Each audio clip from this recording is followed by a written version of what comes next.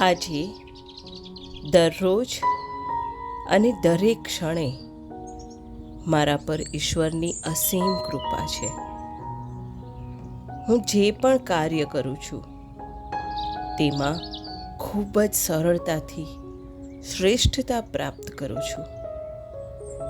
સફળતા મારી પાસે કુદરતી રીતે આવે છે.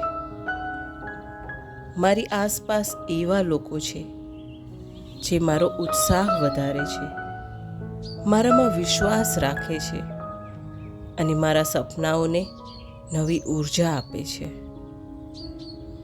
મને મળેલી દરેક કળા અને પ્રતિભા માટે હું દિલથી આભારી છું. હા, આ બધું જ થઈ રહ્યું છે, થઈ રહ્યું છે, થઈ રહ્યું છે.